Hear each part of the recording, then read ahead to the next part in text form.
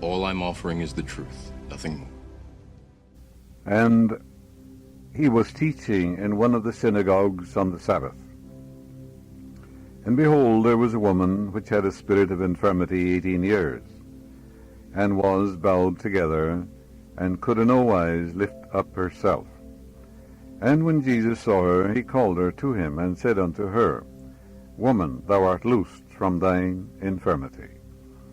And he laid his hands on her, and immediately she was made straight, and glorified God. And the ruler of the synagogue answered with indignation, because that Jesus had healed on the Sabbath day, and said unto the people, There are 6 days in which men ought to work. In them, therefore, come and be healed, and not on the Sabbath day. The Lord then answered him and said, Thou hypocrite, doth not each one of you on the Sabbath loose his ox or his donkey from the stall, and lead him away to watering? And ought not this woman, being a daughter of Abraham, whom Satan had bound, lo, these 18 years, he loosed from this bond on the Sabbath day? That's the 13th chapter of Luke, 10th to the 16th verse. And these cassettes are also in book form, How to Use Your Healing Power, the meaning of the healings in the New Testament.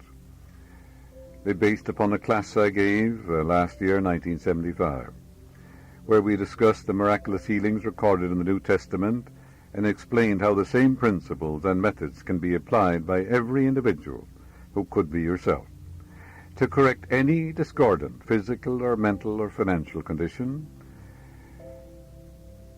You can also use it. It's written in simple language, explains how you can help yourself, how you can use these great truths, which are eternal, really, for the truth is the same yesterday, today, and forever. The healing power didn't start a couple of thousand years ago. The healing power was never born, will never die, because the healing power is the God presence, and God was never born and will never die. Healings go on all the time. You know the healings taking place in England by the laying on of hands, by Harry Edwards, many others. These things have gone on since as far back as we can go. Healing by the laying on of hands has gone on for countless generations. It's practiced in the Roman Catholic Church, Episcopal Church, practiced by spiritualists and many, many others. I've seen some remarkable healings performed in that manner. Some say they are gifted and their hands are healing hands. Of course, if they believe that they have this divine gift of healing, it is done unto them as they believe. But everybody in the world has the gift of healing, for the infinite healing presence is within you. God indwells you. You may not be using it, but it's there. The truth of the matter is that all of us have that gift of healing. That's why you stir up the gift of God within you. It is not a divine prerogative bestowed on the few, because God indwells all men. I am God, and there is no God beside me. I said, Ye are gods, and all of you are sons of the Most High. The healing presence is operating within you 24 hours a day. Did you ever consider all the cuts, bruises, and scratches you experienced when young? Did you notice an infinite intelligence at work? It formed thrombin in the cut, closed it up, gave you new cells, formed a little bridge there, and the intelligence within you created new skin and new tissue, and the complete healing took place. You had hundreds and hundreds of healings since you were born. This happened in all probability without your being aware of it. The intelligence within is constantly renewing your body. Faith causes this healing power to speed up tremendously, so much so that you can experience an instantaneous healing through expectancy and faith and belief. As a matter of fact, a great number of churches of all denominations practice the laying on of hands. We are told the woman in the Bible story was healed on the Sabbath day. Many practice the Sabbath from a literal standpoint, thinking it is a sin to drive a nail on the Sabbath or do the work of any kind. All this, of course, is absurd. Some go to extremes and won't even handle money on the Sabbath. All this is absolutely meaningless. The Sabbath is an inner stillness, an inner certitude, whereby man reminds himself of the availability of the God presence in all emergencies, at all times, everywhere. It means to rest in God. The Sabbath is that inner conviction, that inner certitude of yours that your prayer is answered. It's the interval of time between the impregnation and its manifestation or objectification. And then you are in the Sabbath, you have no further desire to pray about it. It's the inner silent knowing of the soul. You're walking in the Sabbath when you accept in your mind that your prayer is answered. When you meditate and pray and succeed in reaching the point of inner peace, then your prayer is answered. You've reached the seventh day, the seventh hour, which psychologically means the moment of conviction. That's why at the seventh hour he was healed. It's not the seventh hour of the day. It has nothing to do with time. It's the point of mental acceptance and conviction within you. That's the seventh hour. Your inner conviction, that inner certitude, that silent knowing of the soul. You're in the Sabbath when your heart is aflame with the glory of the infinite and the certainty of his response. And at that moment you will experience an instantaneous divine transfusion of energy, power, vitality, and life. We must realize that external acts, rituals, ceremonies, and conforming to rites, precepts, and ordinances of some organization or church is not real religion or true worship. A man may observe all the rules and regulations of his church and at the same time violate all the laws of God in his heart. He could go to church every day of the week and yet be very unreligious. We must become aware of the fact that the only change that matters is the internal change, the change of the heart, where you have actually fallen in love with spiritual values. For religion is of the heart, not of the lips. Your religion is what you do. It's your life. It's based upon your actions.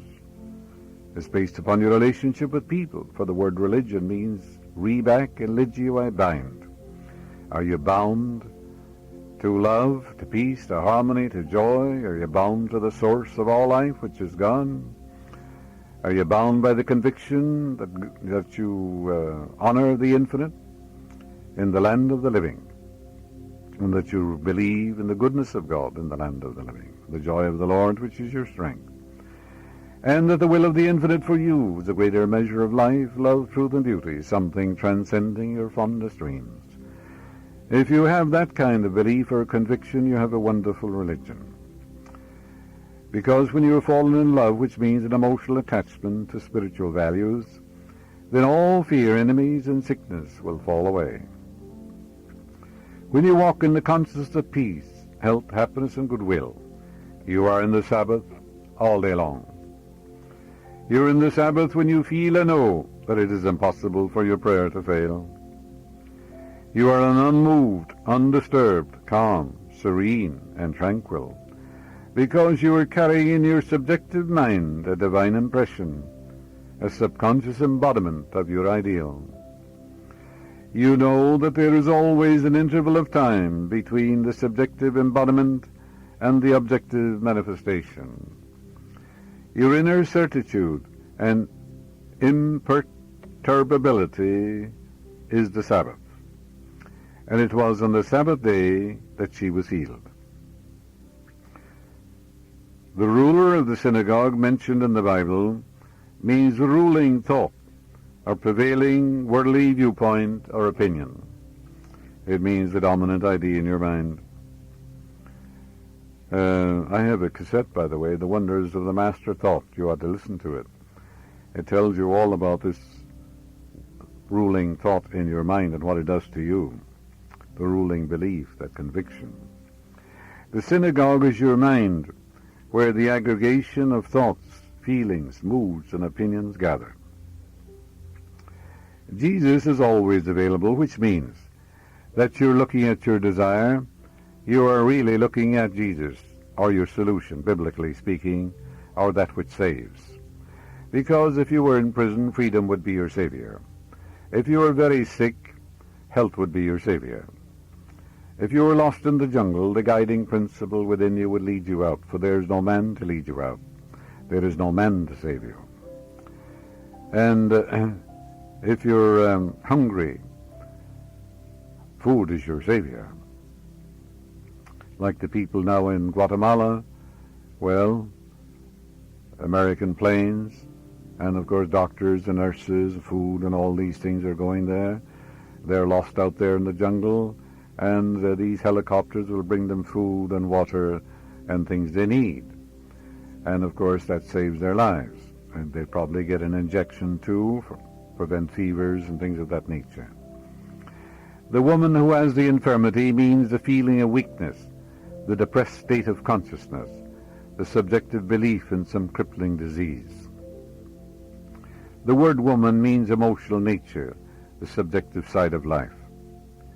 Whatever our disease, it represents a negative pattern of thought charged with emotion in our subliminal depths. The ruler of the synagogue represents the fear thoughts, the doubts and arguments which come to your mind, trying to dissuade you to turn away from the belief in the one power which can do all things. There is an argument in your mind, and you must psychologically slay these hypocritical thoughts by asking them where they came from. Where does fear come from? It's a thought in your own mind. Does it belong there? Is there a principle behind it? Is it just a shadow in your mind? Is there a principle behind these thoughts you have? Are they not shadows? The fear thoughts have no heavenly credentials. Say, where do they come from? What is the source? Are they true? Did you ever sit down and ask yourself the things you believe, where do they come from? Are they real? Are they true? Are they illogical, unreasonable, unscientific? Do they insult the intelligence of a 10-year-old boy who's studying a little chemistry or physics? So find out the origin of them and say, will not believe anything that does not conform to the eternal truth. For truth never changes. It's the same yesterday, today, and forever. It has no label. You can't put any label on truth. For God is truth. I am the truth.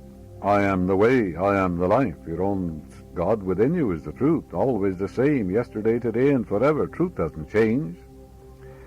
Take your attention away from the false beliefs of the world, and they die of neglect. Feast on God's almighty power. Accept it. Imagine that you're being healed now. Do this as often as necessary, and you will experience the Sabbath, or the fullness of acceptance. Then you will rise and walk through the power of the Almighty, because you pictured yourself walking, doing all the things you would do. You know the spirit can't be paralyzed. And then you say, through the power of the Almighty, I'll walk, for God walks and talks in me. It is then the Sabbath day for you. Dr. Fleet, a psychologist at London University, who used to arrange lectures for me, she's now retired, arranged lectures for me in Caxton Hall in London regularly and systematically. I founded the Truth Forum over there many years ago. It's still functioning.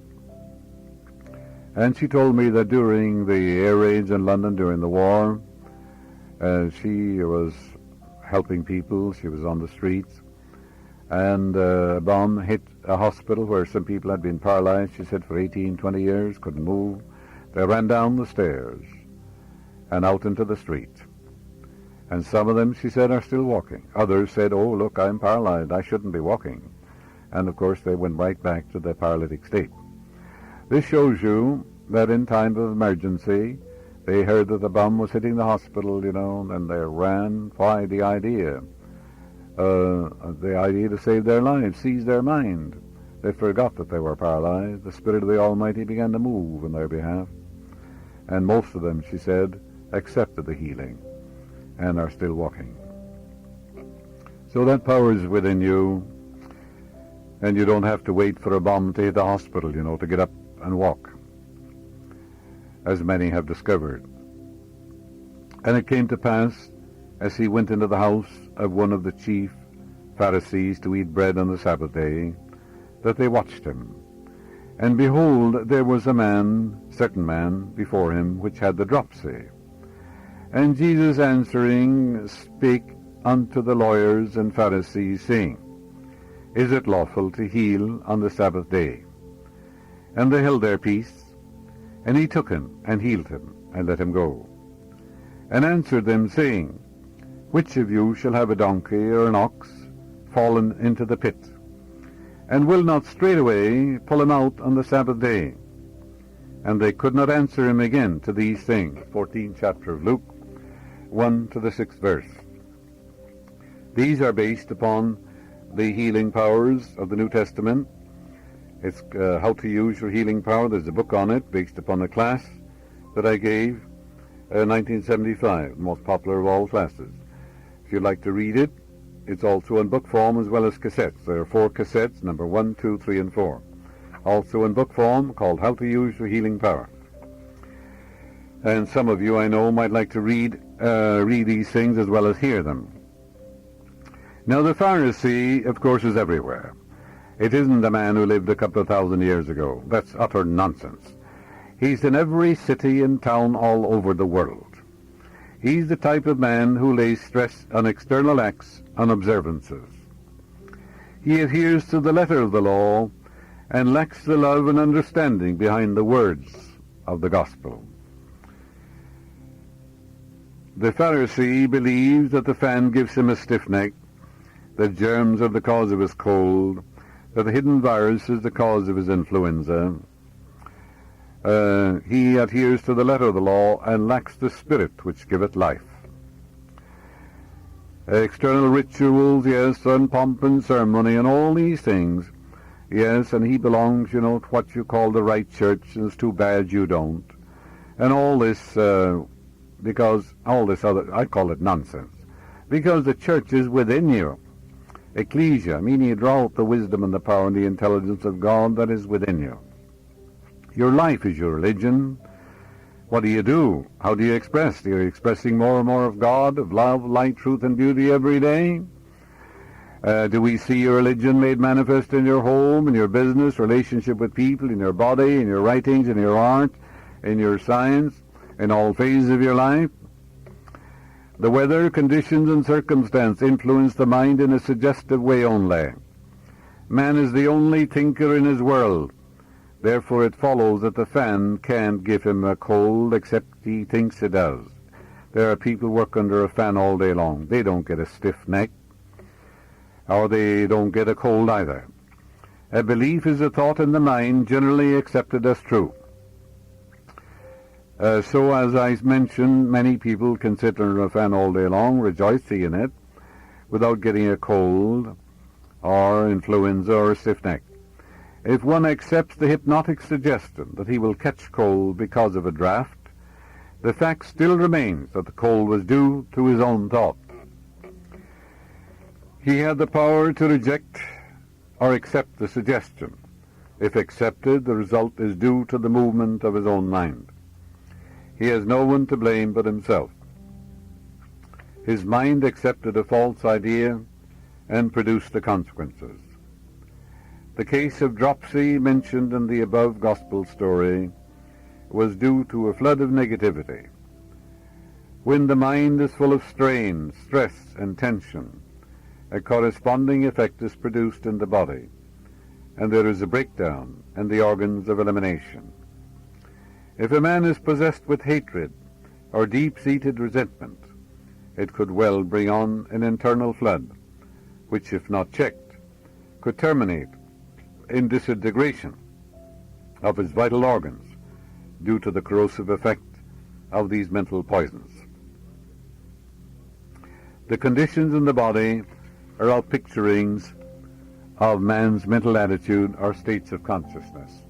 I remember reading some years ago now an article by Dr. Alvarez of the Mayo Clinic, and he said a man came into the hospital suffering from internal drowning, dropsy in other words, and in talking to him he said, this is the essence of it, I'm quoting it from memory, this is the essence of it. He said that in talking to him he realized that he needed a chaplain, because the man hated his sister so much. It was over a lawsuit, over a will or something of that nature. And he said, I will not forgive her. I'll hate her, and I'll keep on hating. Well, he said that the Mayo Clinic, he said we couldn't do anything for him because he was suffering from this internal drowning of hatred. And he really had dropsy in accumulation. He refused to forgive. But you're told, forgive until 70 times 7. There's also the flood, of God's ideas, which the poet gets at times, or the musician gets. It's a flood of God's ideas which flood the mind, You get into sort of an ecstasy or a rapture, you hear the celestial music. So that flood is a real thing, I knew a man in London who was very religious and completely free from any ill will or resentment. However, he saw his father die of dropsy. It made a very deep impression on him. He told me that all his life he feared that the same thing would happen to him. You know that story, don't you? That which I greatly feared has come upon me. He added that his father used to be tapped with an instrument that the doctor would draw out large amounts of water from the abdominal area. It's called tapping. This lingering fear, which was never neutralized, was undoubtedly the cause of his dropsical condition. He did not know the simple psychological truth, which Quinby elucidated about 100 years ago. He said that if you believe something, it will manifest whether you're consciously thinking of it or not. This man's fear became a belief that he would become a victim of the same disorder that troubled his father. This explanation helped the man considerably. He began to realize that he had accepted a lie as truth. He was receiving some Salargan, which helped him, of course, immeasurably in eliminating the excess flow of water. The truth began to dawn upon him, that his fear was a perversion of the truth, a fear which had no real power, because there is no principle behind the discord. There is a principle of health, none of disease, a principle of abundance, none of poverty, a principle of honesty, none of deceit, a principle of mathematics, none of error, a principle of beauty, none of ugliness. His belief was the only power which controlled him. One's mind can be moved negatively or positively, and can be influenced by good or evil. This man saw the truth about his situation and cast out the lie. He cooperated with his doctors, but he also reasoned that the healing power which made him was still with him, that his disease was due to a disordered group of thoughts. Thus he rearranged his mind to conform to the divine pattern. Before going to sleep at night, he would affirm with feeling and with a deep meaning behind each word, the healing presence is now going to work, transforming, healing, restoring, and controlling all processes of my body, according to divine wisdom and divine love. I rest secure in this knowledge. I know it is God in action, which is all around harmony and peace. There is no other power, and this healing power is working now. He repeated this prayer every night for about 30 days, knowingly, feelingly, and with deep understanding. At the end of that time, his mind had reached a conviction of wholeness or health.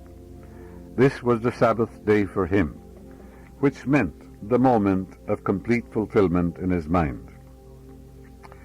You can take the Sabbath literally and observe, Sunday or Saturday, whatever it might be. It's Friday in some parts of the world.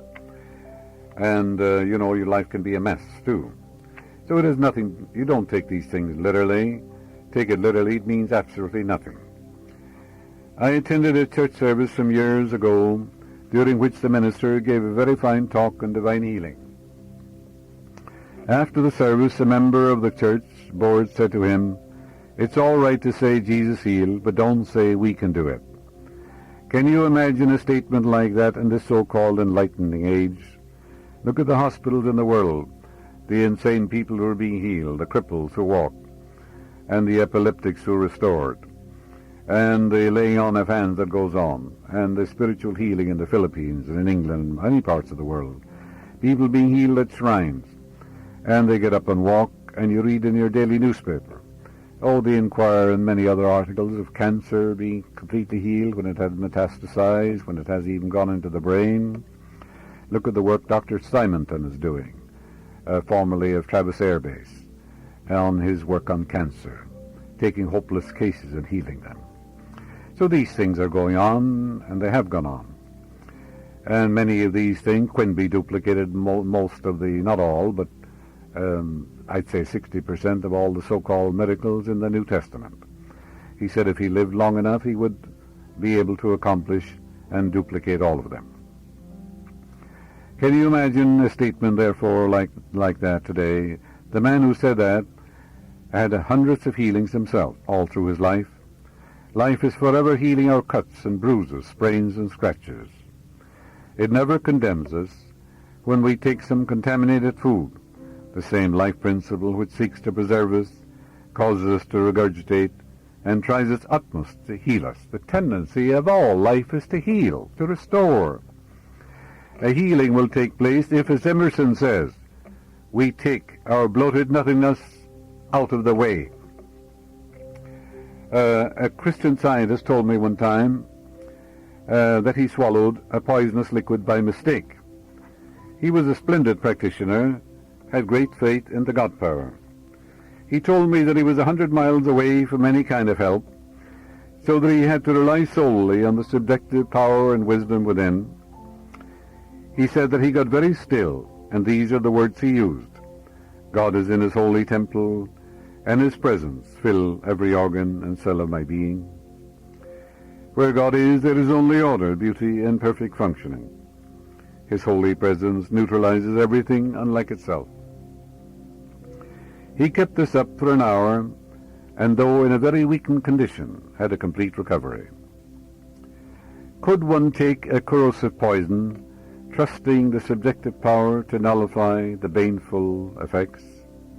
I don't suggest that anyone take on such a trial, but I definitely believe that in an emergency such as this Christian scientist had, or through a mistaken situation, the sincere truth students, looking loyally to God, with absolute faith and conviction in the one power, could actually prove St. Mark's statement, and if they drink any deadly thing, it shall not hurt them, and come out unscathed by the experience.